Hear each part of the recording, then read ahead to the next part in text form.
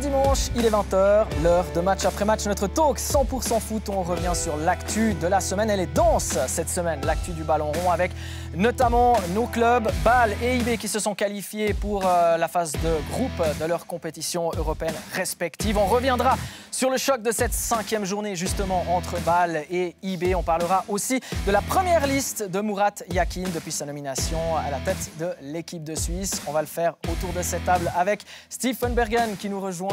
Vous avez notamment porté le maillot de l'équipe de Suisse et d'IB. Bienvenue, merci d'avoir accepté notre invitation. Bonsoir, merci. Et puis Gabé Chapuisat, c'est notre consultant. Ce soir, vous êtes prêt à dégainer comme d'habitude? Non, aujourd'hui je serai très calme.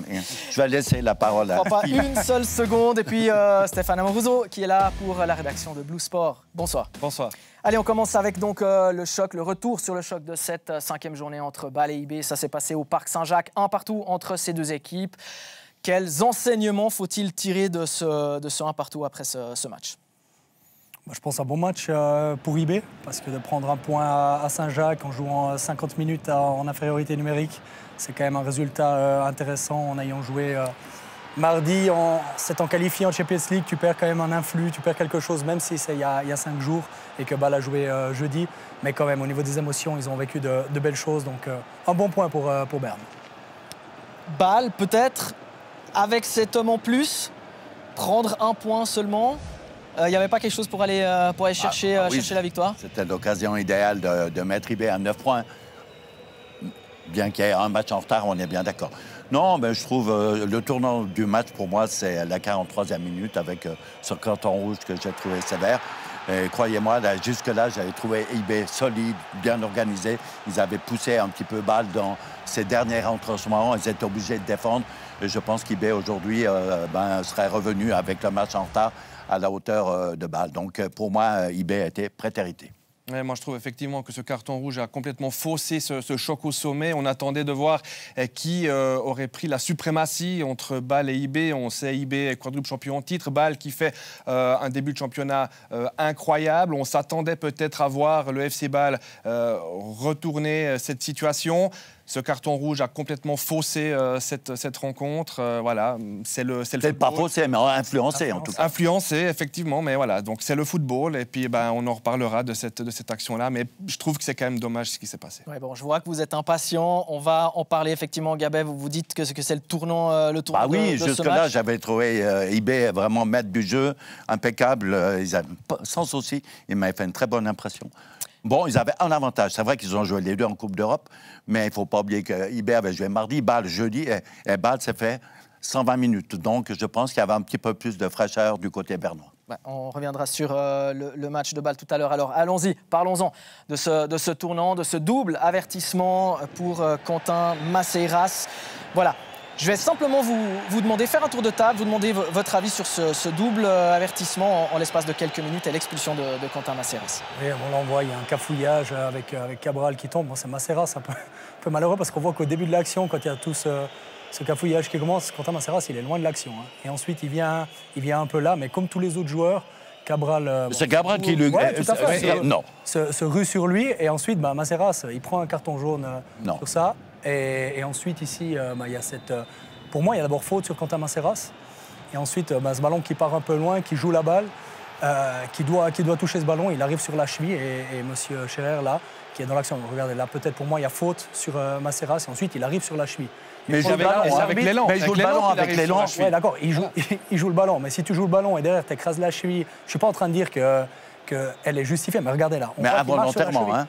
Parce qu'il veut jouer, au tout début, il y a faute. Il veut jouer la passe. Hein. C'est pour ça. Mais à la fin, si l'arbitre voit que l'action où Maceiras arrive avec le pied sur le joueur bâlois et il juge ça, il met jaune-rouge. Pour moi, c'est pas juste parce que Masséras a été victime d'une faute avant, interprétation de l'arbitre et voilà, notre ami Lavar, vraisemblablement, il était peut-être... Il était encore à la il était déjà à la cafétéria. C'était la 43e. J'aimerais quand même revenir sur le fait que vous ne l'avez peut-être pas vu ou on l'a vu furtivement. Au début de la première action, il y a Cabral qui vient derrière Tsessiger, je crois, le bousculer. Tsessiger recule, il ne le voit pas. C'est ça qui fait que tout le monde s'agglutine et ensuite Cabral vient encore provoquer tête contre tête et pas plus tard que vendredi, on l'a vu, par exemple en Challenge League, ça s'est passé entre Haro et Vaduz avec Slimani qui est venu tête contre Gachi. Là, il y a eu carton rouge directement pour Slimani. Si là, l'arbitre avait pris une autre décision, peut-être mis rouge à Cabral, on n'en serait pas là. Voilà, ce sont encore des suppositions de ce qui se serait passé. Moi, je trouve que Cabral s'en sort très bien avec un jaune sur la première action. Ça, c'est donc la première action. J'aurais rebondi sur ce que vous dites, Gabé, parce qu'on a appelé le président de la commission des arbitres pour se renseigner sur ce geste. Il ne faut vraiment pas oublier que vous parlez du geste volontaire-involontaire. Ça, c'est vraiment quelque chose qu'on ne doit plus forcément dire. Il faut vraiment éteindre le cerveau parce que ce n'est pas le geste volontaire ou involontaire qui fait foi. C'est vraiment juste le geste. Et en l'occurrence, comme le dit Steve, le geste existe. On ne dit pas que les arbitres sont d'accord, mais la FIFA demande, on a eu les cours d'arbitres, ils sont venus ici, ils nous disent explicitement, on n'est pas forcément d'accord avec ça, mais la FIFA demande à ce que ce genre de geste-là soit sanctionné. OK, par contre, il y avait la première faute, elle est sur Masséras, et ça change tout la thématique. Absolument. Et j'ai trouvé le premier avertissement où c'est Cabral qui était vraiment limite, parce que c'est lui qui provoque avec Ebicher au départ, après il vient encore avec... Non, je trouve que Masséras ne méritait pas, le premier carton, parce que moi, je le vois très innocent. On le voit, il est loin de l'action. Mais oui, je le vois très innocent. Il est très loin, là-bas, sur la droite. Regardez, voilà. Il est encore tout là, puis là, tout le monde arrive, Cabral, Camara, et ensuite, Masséras, il a été... Il a rien fait, le pauvre. Et derrière, il prend encore un coup de tête. C'est tout juste, il n'a pas pris le coup de boule. Ouais, je m'excuse. Donc, pour moi, il méritait. Et puis, le deuxième sévère parce qu'il a été victime du foot. Donc, moi, je suis très fâché contre le caporal Scherer, qui a chopé un petit peu la grosse tête parce qu'il a gagné des galons européens. Je trouve que là, il s'est trompé. Vous êtes... Allez-y. Non, je pense que... Ouais, non, on le revoit. Il a jugé ce geste. Pas juste pour moi non plus, mais maintenant, il ne faut pas oublier, ça fait aussi partie, on parle du match au sommet, il y a des émotions, on l'a vu plusieurs fois dans ce match-là, il y a eu énormément de cartons, il y a eu, ça bouge, on se bat pour la suprématie en Suisse, Bâle a été 10 ans champion, IB 4 années maintenant, donc c'est des matchs avec de la tension, et je ne suis pas en train du tout de prendre la défense de M. Scherer, mais c'est des matchs qui ne sont peut-être pas les plus faciles à arbitrer non plus, même si pour moi là il fait une erreur. Bien, alors moi j'aimerais revenir sur une autre séquence qui nous a beaucoup plu dans cette rencontre, c'est le but de l'égalisation, le but bâlois, avec un but sur coup franc marqué par Esposito. Et regardez, il y a cette scène où il est en train de discuter avec Tchemert. Il veut tirer, Tchemert qui insiste, il va même demander l'aide de son capitaine qui va lui dire non. 19 ans, Esposito qui prend ses responsabilités et qui met cette balle au fond. J'aurais bien voulu vous entendre là-dessus aussi. Ouais, bon, magnifique. On sait que, bon, il a déjà un joli petit parcours dans le championnat, dans le Calcio italien. Il a montré qu'il a vraiment des qualités. Il a du caractère. C'est vrai qu'il prend facilement le ballon. Il prend ses responsabilités. Et puis là, bon, Tchemert, il a fait un petit peu, comme on dit, tirer la tronche. Mais quand tu vois le pénal, tu applaudis. Là, je suis un petit peu... Il est extraordinaire comme il l'a tiré. Bon, Von Balmos, bon, il n'a pas fait comme Ziggy. Il n'a pas anticipé. Mais c'est vrai que c'était un coup franc. Mais je crois qu'il faut saluer le talent de ce jeune de 19 ans. On n'a pas fini, je pense, de voir de belles choses avec ce jeune Italien. Et ça démontre la confiance qu'il habite actuellement, parce qu'il est venu à Bâle pour avoir du temps de jeu, pour se montrer aux yeux de l'Europe, et il le fait extrêmement bien depuis ce début de saison à Bâle. 4e but en 5 matchs. Quand on voit ça, à 19 ans, on peut imaginer tout le meilleur pour lui pour la suite. Vraiment un aplomb incroyable de venir dire à un taulier quand même du FC Bâle, alors que vous êtes prêté. Non, c'est pour moi. Et ensuite, il le met. S'il l'avait manqué, on aurait pu discuter d'une autre manière quand même, mais voilà, il le met et tant mieux pour lui. Oui, il a aussi l'approbation de Fabian Frey, parce qu'on voit Tchemert qui regarde et qui dit non, mais c'est moi qui tire. Non, laisse-le. Laisse-le, l'autre, il va nous la mettre dans la lucarne. C'est ça, et c'est aussi la confiance que l'équipe a envers lui. Mais c'est vrai que pour un jeune joueur comme ça, qui arrive à Bâle tout fraîchement, Dans le vestiaire, il est sûr de ses qualités. Il a mis un magnifique coup franc. Il n'y a rien à dire. C'est un geste de classe. Et il fallait la mettre parce que je pense que si le match finissait 1-0, quand ils arrivaient dans le vestiaire, peut-être que Fabian Frey, là, il n'aurait pas été... Ou les joueurs un peu plus anciens. On aurait peut-être dit... Donc là, il a calmé tout le monde. Il l'a mis au fond. Bravo à lui. Ouais. Ils s'entendent très bien, hein. Fabian Frey et Esposito. On l'a vu dans un reportage que vous pouvez d'ailleurs retrouver sur notre page YouTube si vous ne l'avez pas vu. Il y a de très très jolies anecdotes, notamment la relation entre Esposito et Frey. J'aimerais vous entendre peut-être sur Cabral. On sait que le mercato se termine bientôt. Est-ce qu'on a peut-être vu Cabral pour la dernière fois au FC Bâle aujourd'hui? On en parlait déjà au dernier mercato, il est resté. Là, il fait vraiment un début de saison stratosphérique. Franchement, si Bâle reçoit une offre alléchante, concrète, il n'y a pas de raison que Cabral reste. Pour lui, pour le club. Voilà, donc pour le club, c'est clair, ça serait une grosse perte. Ouais. Mais les millions derrière qui arriveraient, voilà, c'est toujours ça de prix. Il ne faut pas oublier que le club a besoin d'argent. Hein. Je crois que Degan, ils ont repris, il a vendu ses actions. Le Covid a laissé un sacré trou. Donc, Degan, il était clair. Il y a 3 trucs. C'est qu'il fallait qu'il passe de 15 000 à 20 000 abonnés. Il fallait, pour arriver au bout de l'exercice, financièrement, il fallait vendre Cabral et puis se qualifier en Coupe d'Europe. Voilà. Donc, il ne reste plus que, peut-être que certainement les abonnements vont suivre, il ne reste plus que la vente de Cabral. Et je pense qu'ils sont dans les starting blocks. Ils attendent certainement la meilleure offre. Voilà, eh bien, c'est tout en ce qui concerne cette rencontre, ce choc, on le rappelle, qui s'est terminé sur le score de 1-1 entre IB et Bâle au Parc Saint-Jacques. On va maintenant ouvrir la page européenne avec IB qui s'est qualifié pour la 2e fois de son histoire pour la phase de poule de la Champions League. La première fois, c'était en 2018.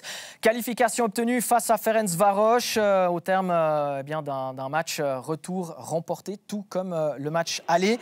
Sur l'ensemble des 2 matchs, on peut le dire, c'est la meilleure des 2 équipes qui s'est qualifiée. Oui, je pense. IB était meilleur que Ferencváros, une équipe qui n'était pas sous-estimée.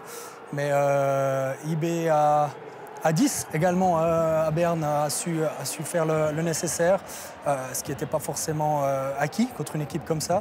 Et ensuite, c'est Ferencváros qui s'est aussi fait expulser là-bas. Et force de patience, ils sont un petit peu fait peur peut-être à un moment donné, mais ils ont fait preuve de gros caractère et de magnifiques buts, comme on a pu le voir avec ici à l'image le jeune Félix Mavimbi qui a mis son premier but certainement en compétition européenne, si je ne dis pas de bêtises. J'espère qu'il ne m'en voudra pas si ce n'est pas ça. Mais, il était inutile, hein, donc ça peut rester doigt de... Non, mais on dit chapeau, c'est vrai. Non, il est loin d'être inutile. IB était qualifié, hein. On est bien d'accord, mais pour un jeu... C'était une forme de plaisanterie. Pour Félix Mavimbi, c'est extraordinaire. Mais il a eu les occasions pour... Oui, non, sur les 2 matchs. Il n'y avait pas photo pour moi sur les 2 matchs. Et vous avez parlé justement de ce match à 10, le match aller à Berne. Est-ce que c'est là que ça se joue? Oui, est-ce que c'est là que ça se joue? Reconnaissant les... Heureusement, maintenant, ça finit 3-2, mais c'est clair que ce petit changement de règle aussi des buts à l'extérieur a joué un petit peu pour IB, parce que tu prends 2 buts à la maison sur le match aller, il y a quelques temps, ça te faisait mal. Aujourd'hui, c'est, je ne vais pas dire égal, mais ça compte plus, donc...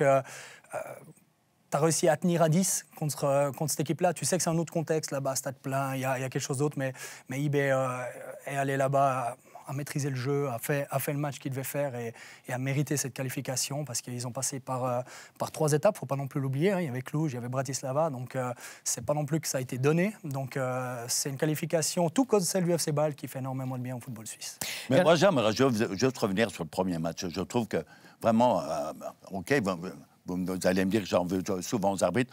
L'arbitre écossais, ce jour-là, si j'avais pu le tordre... Non, avant l'explosion que j'ai trouvée sévère de... Comment ça s'appelle? De FT, il y avait clairement une expulsion contre Ferencváros. Il y avait une agression et tout ça contre Sébertieux. Et l'arbitre, l'Écossais, il n'a pas bougé. Donc, ils ont été, pour moi, prétérités sur le premier match. Et je trouve qu'au niveau du jeu, même au match retour, OK, ils ont eu la chance, après de jouer à 11 contre 10.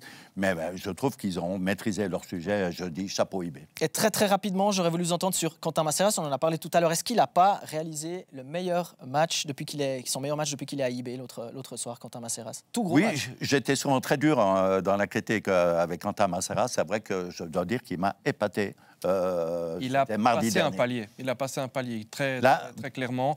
Il avait le grand niveau. Ouais, dans l'attitude aussi. Hein, dans l'attitude, on l'a vu, il était en confiance. Quand les joueurs sont allés vers lui pour aller le chercher, il a toujours répondu. Il a vraiment. Il ne faut pas oublier que Quentin Maceiras, il est parti à l'échauffement au match aller dès qu'il y a eu l'expulsion. Et c'est Fasnacht qui a joué latéral. Et le coach Wagner a décidé de laisser Fasnacht latéral parce que ça se passait bien. Et c'est vrai que ça aurait pu commencer un peu à trotter dans la tête à Quentin Maceiras, mais il s'est préparé. Il sait que c'est lui qui jouait ce match-là. Et il a fait un tout gros match du côté de Ferencváros. Le meilleur match que je l'ai vu sur les couleurs d'IB, il faut le dire. Oui, oui, certainement. Et c'était en plus un match. Si vous lui posez la question, je pense qu'il sera d'accord avec vous parce qu'un match comme ça, c'est un match référence contre un adversaire en qualification de Champions League. Donc chapeau à lui. Et donc, la possibilité pour IB de jouer la Champions League pour la deuxième fois de son histoire avec le groupe, on le connaît désormais, c'était vendredi, le tirage au sort.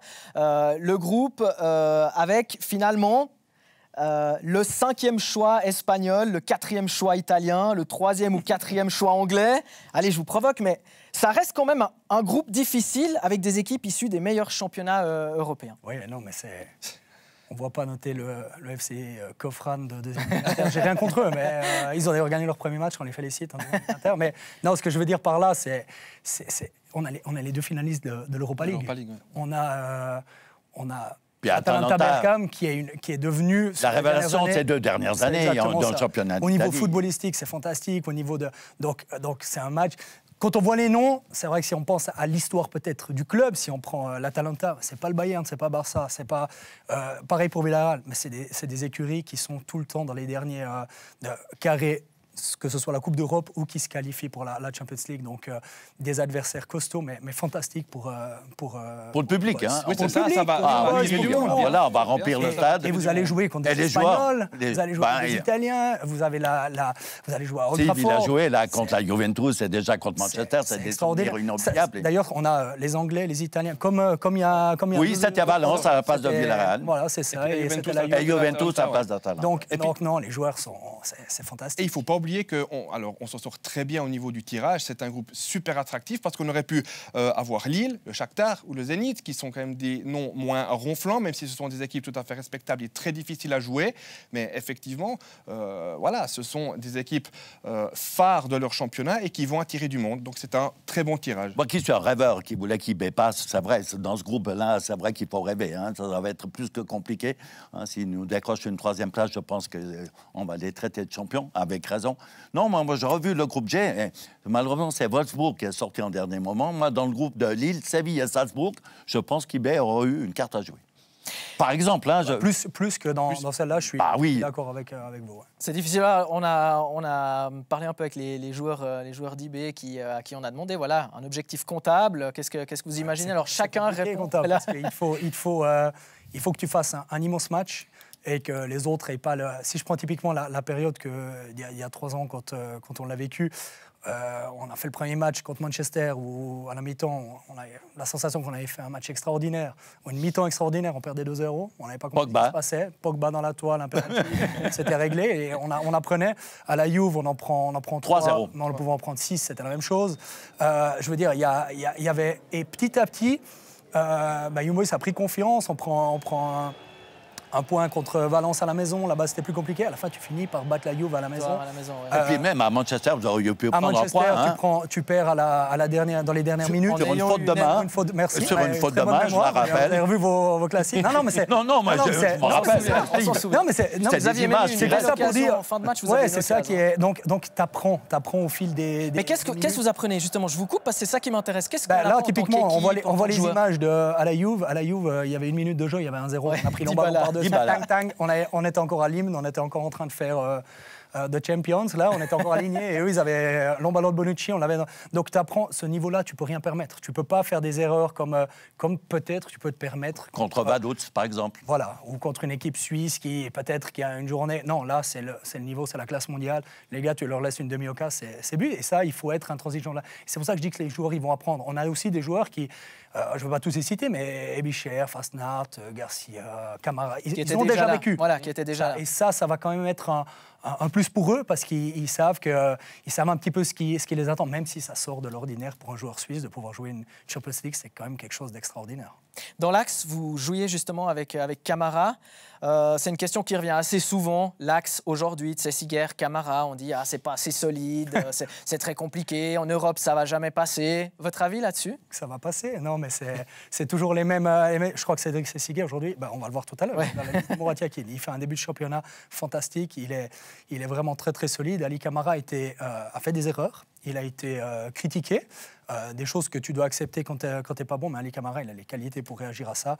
Et c'est en tout cas pas la motivation qui va leur manquer quand tu vas jouer contre Manchester ou Villarreal. Et je crois que c'est toujours un petit peu... si IB fait 0-0 le premier match, on va dire « Oh, derrière, c'était solide, mais devant, il nous manque quelque chose. » C'est un petit peu aussi dans l'air du comment ça va se passer. Moi, je suis plutôt de ceux qui pensent que la défense de IB... aura beaucoup de travail, mais va être à la hauteur. Vous avez parlé de Manchester. Manchester, ça veut dire le retour de Cristiano Ronaldo au Wankdorf. Stéphane, c'est un thème que vous vouliez aborder ce soir. Petite parenthèse, le départ de Ronaldo de la Juventus. Votre avis là-dessus après 3 ans, est-ce que c'est une réussite ou est-ce que c'est un échec? Je dirais, c'est un peu mi-figue, mi-raisin. Le départ de Ronaldo était inévitable depuis peut-être plus longtemps qu'on ne le pense. Ronaldo qui était arrivé à la Juventus clairement pour que la Juve gagne la Ligue des Champions, ça ne s'est pas fait. 2 éliminations en 8e, une en quart. Et perdu le titre de champion d'Italie. Voilà, alors ça c'était déjà la première chose. La saison passée, pas de Scudetto. J'ai l'impression que le club lui a plus apporté, en termes de tout ce que vous voulez, que lui-même, toute proportion gardée de ce qu'il a fait, a apporté à la Juventus. Voilà, il ne voulait plus jouer avec le club, il l'a dit, il était remplaçant lors du premier match face à l'Udinese. Il a failli marquer ce but. Il l'a marqué. Alors, il a failli marquer un but qui compte. Voilà, il a marqué, mais voilà, il a failli faire gagner la Juventus, ça ne s'est pas fait. Voilà. Entre un joueur qui voulait plus jouer pour un club qui voulait quand même quelque part, avec son nouvel entraîneur, ne pas forcément le garder, je pense que le deal arrive au bon moment et je lui souhaite tout le meilleur pour la suite de sa carrière, enfin ce qu'il en reste. Voilà. Le retour donc à Manchester pour Cristiano Ronaldo. 14 septembre, notez-la, hein, cette date elle est très importante parce que c'est le premier match d'IB et ce sera contre les Red Devils. Ce sera au Wankdorf. Je vous propose de parler quelques minutes du FC Bâle qui s'est qualifié pour la phase de poule de la Conference League. Bâle qui a eu extrêmement chaud parce qu'il y a eu d'abord le match aller remporté sans trop trembler et puis tout à coup ce match... Quand même, en fin de match, ça n'a pas été évident. Il y avait jusqu'à la 70e. Heureusement que Cabral qui a fait la différence en fin de match. C'est vrai. Mais je trouve que, je sais pas, au départ, je n'avais pas très bien compris. Parce que Raman a changé son équipe dans le sens qu'il a sacrifié un attaquant pour mettre un demi supplémentaire. Ils ont joué un petit peu contre nature. Ils ont voulu, comme on dit, gérer le résultat. C'est vrai que c'était, après 10 minutes, Esposito a l'occasion tout de suite de tuer le match. Malheureusement, il perd son duel avec le gardien. Puis après, c'était compliqué. Et quand il y a eu 2-0, là, je me suis dit, ça va mal aller. Je vous rappelle que Steve, il a juste évoqué tout à l'heure qu'avec l'ancienne règle, Bâle aurait été éliminé après 90 minutes. Hein. Et puis, je dois dire qu'à 3-0, quand il y a eu le troisième à la 100e minute, j'ai dit les carottes sont cuites. Et puis là, bon, il y a eu ce pénalty créé par Pouloulou. Et puis, il a fallu le sang-froid de Cabral pour passer. Mais c'est vrai que c'était tiré par la cheveux, un peu une loterie. Vous faites bien de le dire. À chaque fois que je suis sur le plateau, il y a une petite allusion à ça. J'aimerais juste... Enfin, cette séance de penalty, elle est quand même invraisemblable à la fin, avec un joueur qui rate son penalty, il faut le retirer, le ballon tiré au-dessus. Tout a été un peu étrange dans ce... Ils nous ont aidés, hein? Oui, mais ça reste une séance de penalty. Alors effectivement, on aime à dire que c'est une loterie. Moi, je suis quand même pas d'accord parce que on l'a vu à l'Euro, hein, par exemple avec l'Angleterre qui fait rentrer des jeunes joueurs juste pour tirer des penaltys et puis finalement, ce sont eux qui ratent. Il y a tout cet aspect psychologique, etc. Voilà, c'est ce qui fait aussi la beauté du football. Ça a permis au FC Bâle de se qualifier, tant mieux, mais voilà, ça aurait pu aussi tourner de l'autre côté. Il y a plein d'éléments qui font qu'une séance de tir au but aujourd'hui n'est plus une question de chance. Ouais. Non, il faudra des airs solides, c'est tout. C'est pas forcément les meilleurs joueurs qui seront les meilleurs tireurs. Il y a des gens qui ont l'air de rien, mais qui ont confiance en eux et dans leurs gestes. C'est vrai que là, ils nous ont bien aidés parce que c'est vrai que les 2 premiers tireurs suédois, du reste, il y a 4 spectateurs qui seront encore à l'hôpital. C'est vrai que, non, c'est incroyable, ils nous ont bien aidés. Surtout que le deuxième, on lui a donné une deuxième chance vu que Linder n'avait pas forcément un pied sur la ligne, donc il avait été retiré. Non, c'est vrai que ça a été compliqué. Chapeau à FC Bâle. Ouais, FC Bâle qui s'est qualifié face à Amarby. Et puis là, alors le groupe du FC Bâle, c'est autre chose, on va dire, que qu'IB. Voilà, mais justement, on a calculé plus ou moins. C'est vrai. J'ai d'ailleurs une vraie question pour vous. Il y a environ 22 000 kilomètres entre les allers-retours, Azerbaïdjan, Kazakhstan, Chypre. Une quarantaine d'heures passées dans le ciel, ça correspond à peu près à ce que vous avez parcouru pendant l'Euro? Oui, mais c'est autre chose. Parce que l'Euro, c'est sur... ce sera 3-4 matchs. T'as 3 semaines avant pour le préparer. Tout le monde disait, ouais, les kilomètres, à la fin, le match le plus important, c'était la Turquie. C'était le deuxième Euro et la Suisse a été présente. Là, c'est autre chose parce que tu fais tes kilomètres, tu dois rentrer le vendredi, tu rejoues le dimanche. Et ça, c'est sur plusieurs mois. Et en fait, c'est ça qui va leur... C'est un vrai défi pour le FC Bâle au niveau de la récupération des kilomètres. On doit faire tourner l'équipe. C'est la chance, par exemple. Je pense qu'ils ont un petit peu moins de chance en contingent, un petit peu moins étoffé qu'IB quand même, qui a plus de possibilités de faire tourner l'effectif. C'est pour ça que quand on parle avant de Cabral, je ne sais pas si aujourd'hui Bâle peut se permettre vraiment de perdre Cabral. Mais ils vont retrouver peut-être une perle du Brésil. Ils ont peut-être déjà des contacts. Ils doivent déjà avoir quelqu'un parce que tu ne peux pas perdre Cabral ce soir. Préparer l'avenir. On n'a rien et puis tu vas comme ça. Mais ça va être un vrai défi pour le FC Bâle parce que tu ne choisis pas. Tu te retrouves, on a joué aussi au Kazakhstan, avec IB, en Azerbaïdjan, et ça fait mal dans les jambes à partir du mois d'octobre-novembre. Quand ici commence à faire froid, c'est un peu compliqué. Et vous parlez des kilomètres, les adversaires, Stéphane? Alors c'est un groupe qui a tout du groupe piège. Alors ça c'est évident parce qu'on se dit voilà une équipe d'Azerbaïdjan, une équipe kazakh, une équipe chypriote, parce que Nicosie a déjà posé passablement de problèmes par le passé à certains clubs suisses. Il y a trois clubs, chypriotes. Voilà, ou même des clubs lituaniens ou comme ça. Enfin, ce sont tous des clubs dont on se dit que normalement les clubs suisses doivent passer. Mais c'est justement là, doivent passer, on se met peut-être une pression supplémentaire et quand on fait ces kilomètres, on a la fatigue du voyage, tout d'un coup on se prend 2-0 après 30 minutes, on ne sait pas trop où on en est. Voilà, il faudra gérer cette saison avec les déplacements, avec le contingent. Effectivement, ce sera le maître mot pour le FC Bâle cette saison, la gestion. Pas très attractif, c'est vrai, Karabag, Almaty, Nicosie.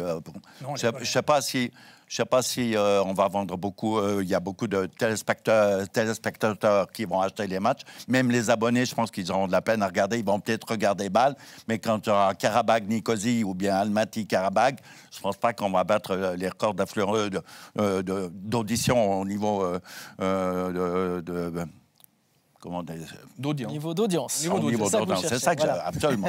Non, mais bon, c'est vrai que ça vraiment peut être attractif comme toute cette ligue de conférence. Voilà. Oui, mais j'ai regardé. La Conférence League, il y a des clubs. J'ai trouvé 2 noms qui sont dignes pour moi de Coupe d'Europe, c'est Rome et Tottenham. Et il y a encore peut-être Feyenoord, Union Berlin, parce qu'il y a notre ami Fischer. Et puis Rennes, autrement, les restes, pour moi, c'est... Il y a des équipes quand même qui sont... Oui, mais enfin, bref. Non, parce que j'essaye un petit peu de classifier. C'est vrai que la Champions League, c'est le palace 6 étoiles, on est bien d'accord. L'Euroleague, là, tu tombes un petit peu dans l'hôtel commun avec 3 étoiles. Mais là, pour moi, cette Conférence League, c'est l'auberge de jeunesse avec une salle de bain commune. Non, c'est pas possible.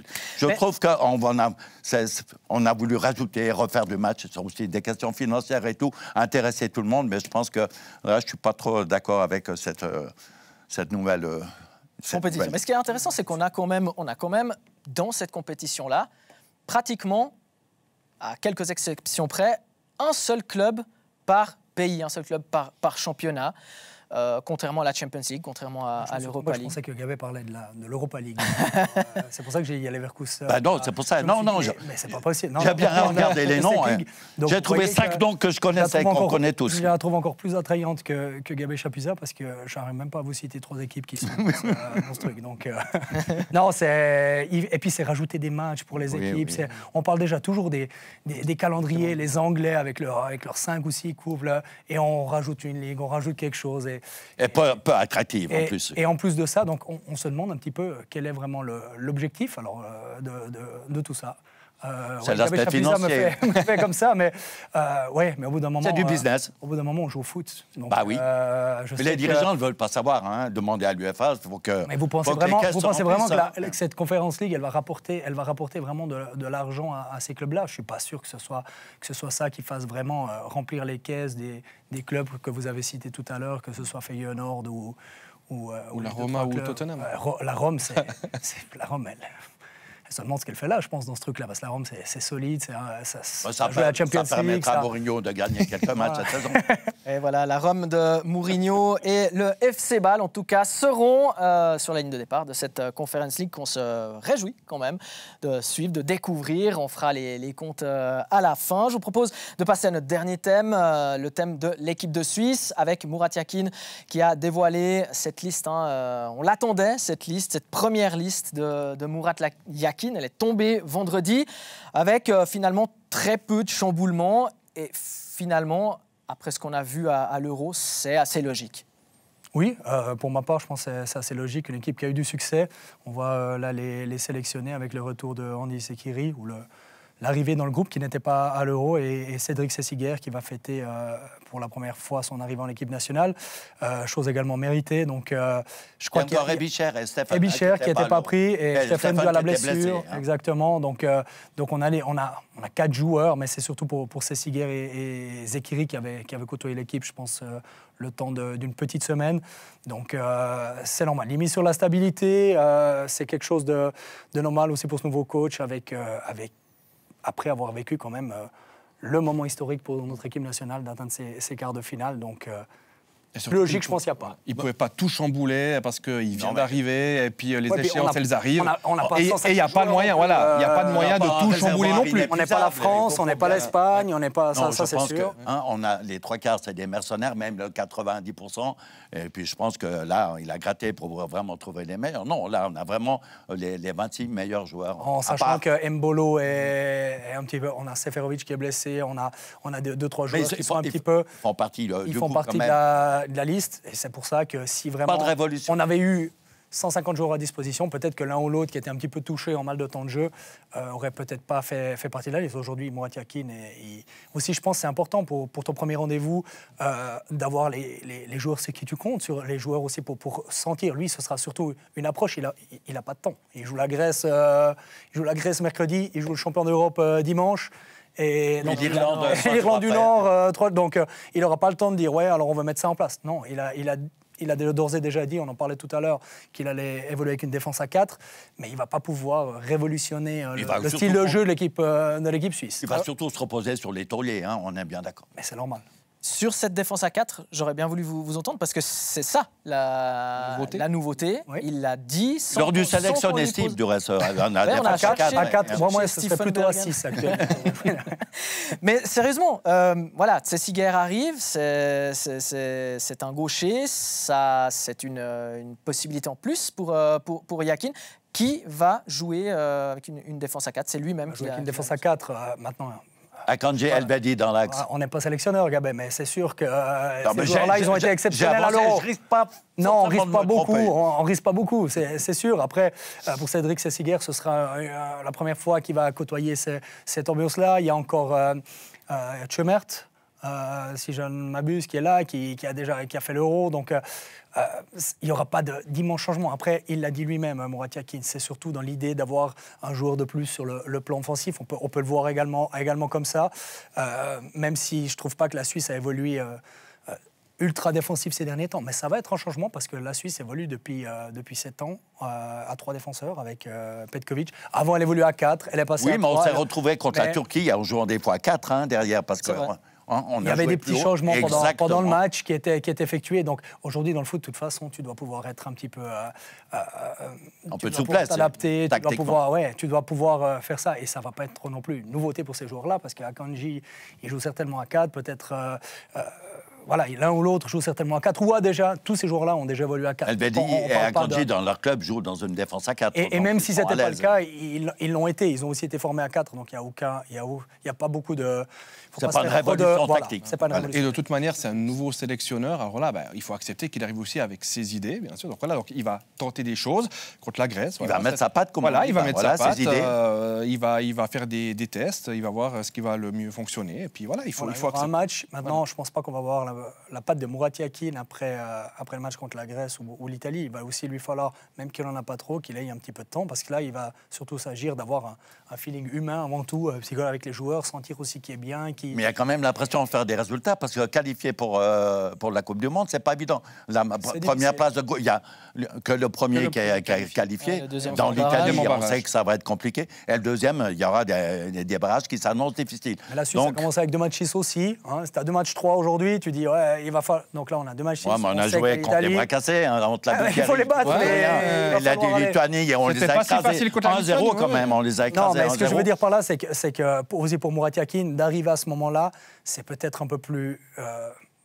on va pas dire tranquille, parce que mais c'est un peu plus agréable avec 2 matchs 6, une équipe qui a fait quelque chose d'historique, que d'aujourd'hui d'être à 2 matchs 1. Et puis donc non, il aura le match contre l'Italie, bien sûr, il a attendu. S'il fait un résultat, si l'équipe suisse fait un résultat, ce sera quelque chose d'extraordinaire, autant pour notre équipe nationale qui aura aussi un petit peu un esprit de revanche. C'est une autre compétition, mais tu en as pris 3, tu es passé à côté de ton match à Rome, et bien sûr que c'est le champion d'Europe, bien sûr que c'est une des meilleures équipes.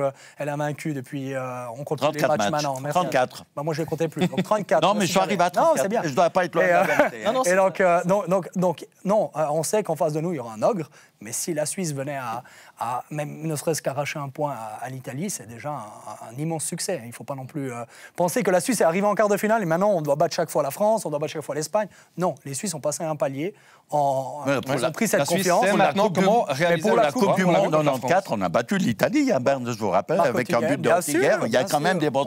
Moi, nous, on n'avait aucun succès, mais j'ai fait plusieurs fois un match nul contre l'Italie. Donc voilà. Le problème, on rencontre une équipe en pleine confiance qui est sur une série incroyable, mais la loi des chiffres veut dire qu'ils vont perdre dans ces 4 matins. Et ça sera... à Saint-Jacques. Ça serait sympa. Ça sera sympa contre la Suisse. Mais comment vous l'imaginez, cette Suisse, maintenant? Comment vous l'imaginez évoluer? Oui, d'accord, merci. Mais encore, en termes de jeu, en termes d'attitude, comment est-ce que vous l'imaginez, là, sur ces 3 matchs? Bon, moi, j'espère une équipe joueuse. Il va mettre en place une organisation. Lui, tactiquement, il maîtrise très bien le sujet. Je pense que... Bon, on ne va pas jouer la fleur au fusil, surtout pas contre l'Italie, mais je pense qu'il ne va pas jouer avec le frein à main.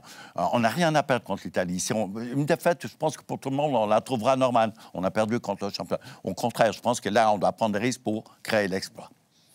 Un mot sur... Allez-y. Non, je veux dire, on l'a dit et redit, la Suisse sort d'un Euro formidable.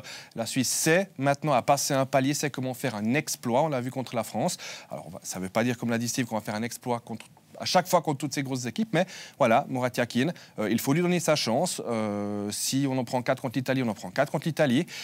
Tant que par la suite, il arrive à trouver justement sa patte et s'appuyer sur une ossature très solide qui est là actuellement, avec peut-être voir en pointe. On lui demande l'exploit contre l'Italie et au pire, vraiment, dans ce groupe, c'est de finir 2e pour pouvoir faire les barrages. Je pense que la barre, elle n'a pas placé trop haut.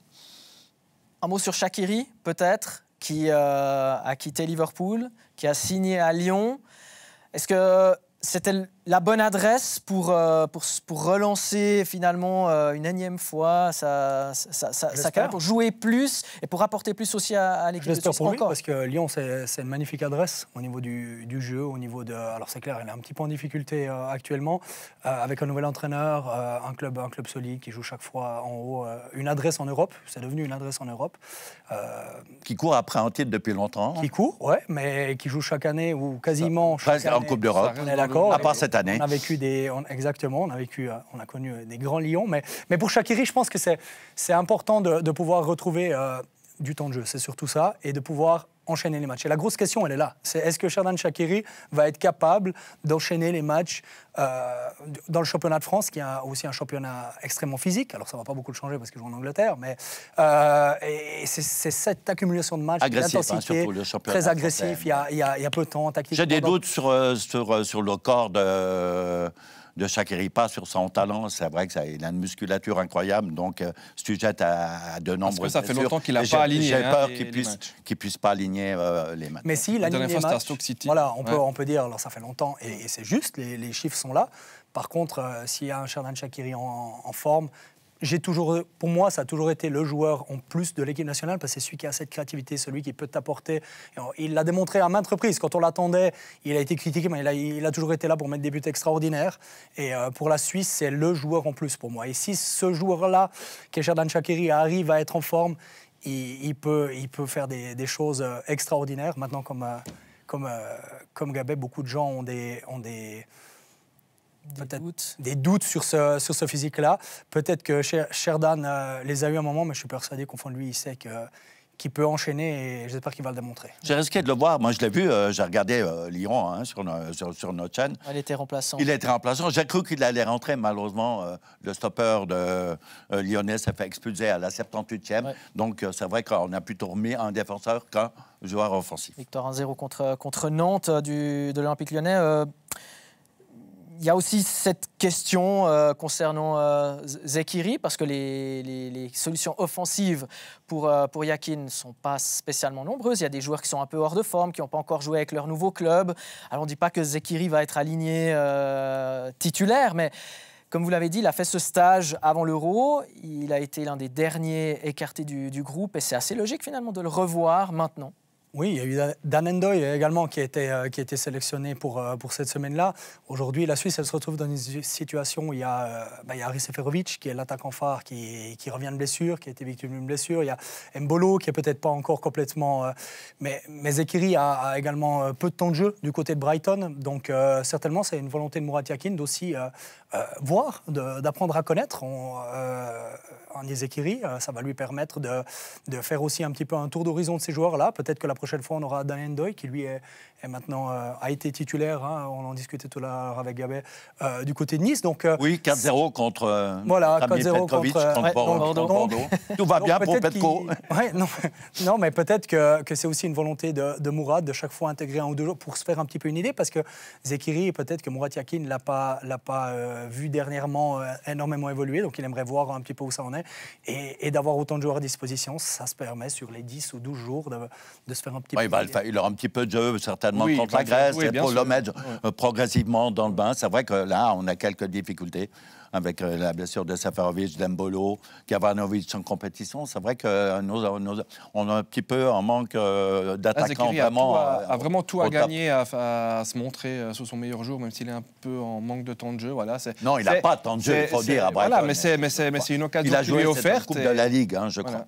Oui. Et après, il y a des joueurs aussi contre la Grèce. Il va falloir faire jouer des Gavranovic, il va falloir faire jouer des joueurs qui, eux, également, dans son nouveau club, ont besoin des minutes de jeu. Voilà, mais en même temps, tu dois préparer ton équipe qui joue 4 jours après. Donc, aujourd'hui, on est content de ne pas être sélectionneur. Le casse-tête, effectivement, pour Murat Yakin, qui va donc affronter la Grèce en amical, puis l'Italie, avant de se rendre en Irlande du Nord. Ce sera le mot de la fin. Messieurs, merci beaucoup d'avoir été des nôtres. Merci tout particulièrement à vous, Stephen Bergen. On vous souhaite une très belle soirée. À vous aussi, messieurs, ainsi qu'à vous. Depuis chez vous, très chers téléspectateurs, c'était un plaisir de vous avoir avec nous. Merci pour votre fidélité. Très belle semaine à toutes et à tous. À bientôt. Ciao.